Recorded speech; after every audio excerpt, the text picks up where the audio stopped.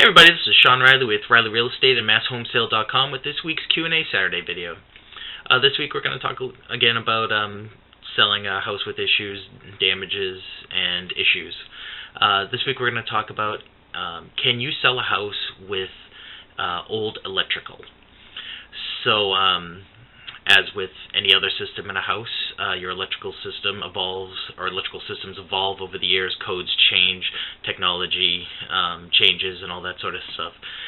So especially in places like Massachusetts and New Hampshire, where the housing stock is quite old, many houses have various elements that can be quite old, dated, and not up to modern code anymore. Sometimes that can be an issue, sometimes it's not an issue. It depends exactly what it is. We're going to talk about three different things today that are really the main concerns with older electrical work. There's certainly other stuff that you wouldn't use anymore that are in houses, but aren't generally as the same level of concern and don't generally cause any major issues like the things we're going to talk about will. So those three things are knob and tube wiring, fuse boxes, and Pacific Electric circuit panels. So all three of these things are problematic, can be considered dangerous. If the buyer has a home inspection, all these things are likely to be seen and brought up to them as potential safety concerns, and they can also cause issues with getting insurance on the property and with the financing in general. So we'll talk about all three of them just briefly. The issues are pretty similar with all of them, so won't dwell too much after we go through the first thing. So the first one's knob and tube wiring. This is very old wiring that you would see like around turn of like the century, as in from the 1800s to the 1900s, early 1900s type of wiring. Very common. You see it all over the place. Really all over the country that has older homes, but again, our housing stock is generally a bit older around here, so you see it much more frequently in places. So these particular things, they have these little things that are the knobs and the tubes where the wires run through them and stuff like that. If you aren't familiar with what they look like, I'd actually have an image with this video, so you can take a look at that to see what I'm talking about. The thing is, you can have this running all through the walls and you wouldn't necessarily know it, but it's very common to see the stuff in exposed areas of attics and basements and stuff, which is sort of the red flag of when people think that it's going to be throughout the house. Excuse me. So, interestingly, I would say of the three things, is probably the least dangerous. You really don't hear too much about problems caused by, like, fires caused by knob and tube wiring.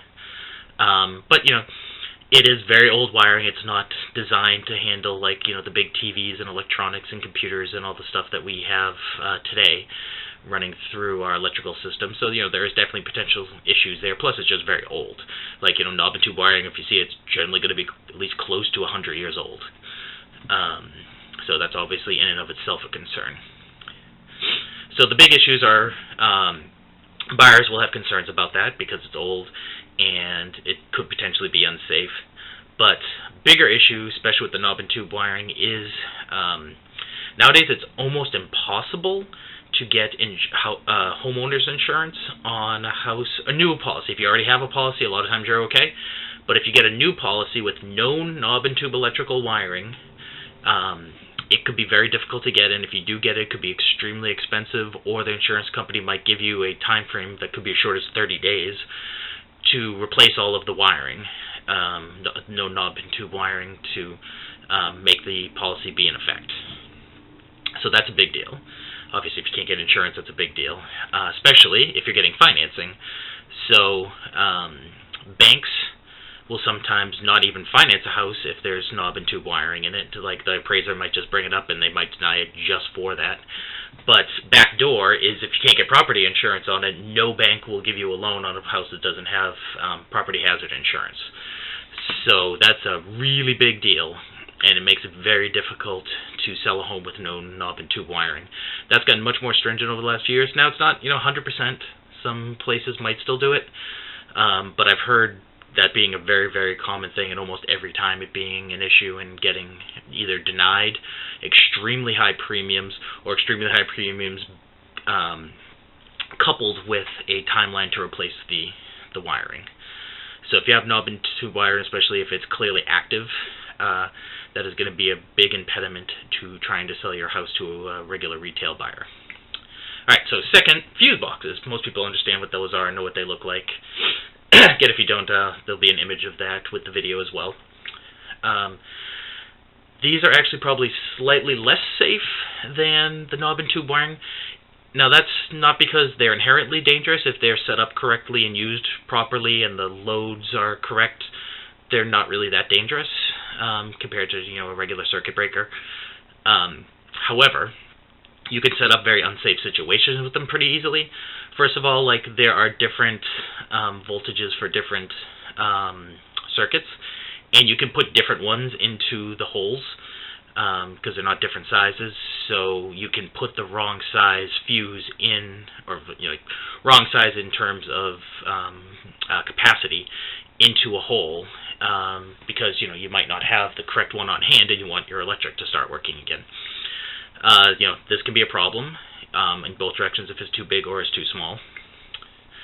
And the more common issue, and the one that can be much more dangerous, is the old trick. This is actually before my time as well, but if you take what you would do is you would take a penny, you'd put it in the slot with the fuse, and you'd put the dead fuse back into it, and then the thing will start running again. So again, if you want to get your electrical running, that would be a way to bypass the mechanism, in theory, until you get the right fuse. But if you don't get the fuse, basically you have your electrical running with nothing. So it's not like it makes the fuse work anymore, it just makes it so it bypasses the fuse, so there's no safety mechanism there. So that can be quite dangerous. So all the same issues with that we just talked about with knob and tube wiring, except it's a little bit more hit and miss about when the issues come up. Many insurance companies will not insure a place that has fuses, but many still will. Same thing with banks. You don't see nearly as many places deny stuff just for having a fuse box as they do with the knob and tube wiring, but it does happen. So likely, if it's starting to happening more, it's probably going to swing in the same direction as knob and tube wiring. Like 10, 15 years ago, you could not have many of these issues with knob and tube wiring, but that has gotten much worse. And now you're starting to see it more with the fuse boxes, so that's probably going to also get to the point where you won't be able to sell with those because you can't get insurance or financing for places with that. Not there yet, but it definitely happens. I'm hearing about it more, but not nearly as much as with the knob and tube wiring. And the last thing we talked about were Federal Pacific panels. So these are actually circuit breakers, much more modern than these other items that we talked about. This was a big supplier from like the 50s to the sometime in the 80s for electrical panels. But the problem is they've been found to be defective and are a big fire hazard. So these are actually probably the most dangerous of the three, but they're also the ones that actually cause the least amount of problems. So you're still going to have the buyer issues, where if they have a good home inspector who looks at that, it's pretty obvious to know it because the manufacturer is on the panel. If they only look to see if there is a panel, they might miss that. But a good home inspector will notice that, report it, and let the buyers know that there's a problem with it. Interestingly, you don't hear too much about insurance or appraisers not issuing loans or policies based on these boxes. Now again, it might be just they don't notice them as much if they don't come up.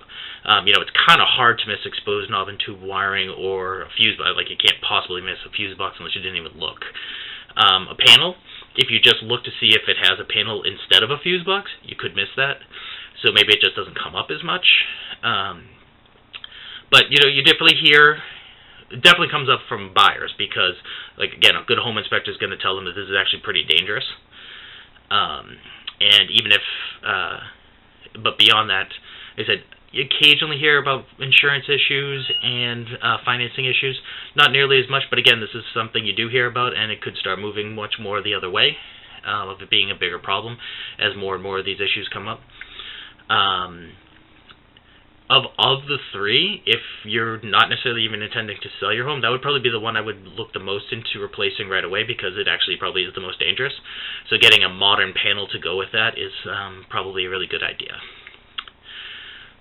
So anyway, those are the big three issues with electrical, and like I said, in descending, it's kind of funny, descending order of danger, but ascending order of difficulty with, or I guess the other way around, ascending order of danger, but descending order of issues if you're going to try to sell based on like these insurance and loan issues.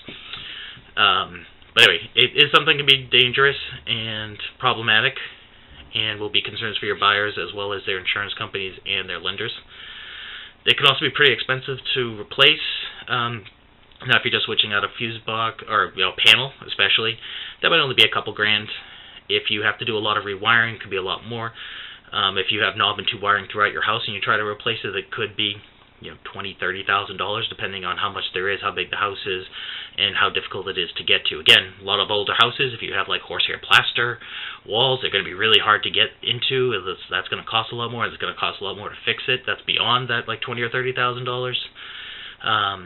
If you just have some exposed stuff in the attic or basement, that might not be too hard to do, but it can vary quite a lot, and like I said, it could get very expensive depending on exactly how big the work is. As with most of these other things, I'll point out that we don't have any issues with any of these electrical problems. If we buy a house, we will generally buy it as is, and we will, our offer will be based on what we think we're going to have to budget to fix these issues, but we will fix them. You don't have to worry about it. You don't have to come up with the money out of pocket, and you don't have to worry about sales falling through because your buyer either backs out at their inspection or they can't get financing. So, if you have any questions about any of this, as always, you can put a comment below. And as always, if there is a question you would like to see answered in one of these videos, you can leave a comment, fill out a form on the website, you can go to our Facebook page, our Twitter account, or send an email to info@masshomesale.com. And until next week, this is Sean Riley, and have a great week, alright? Bye.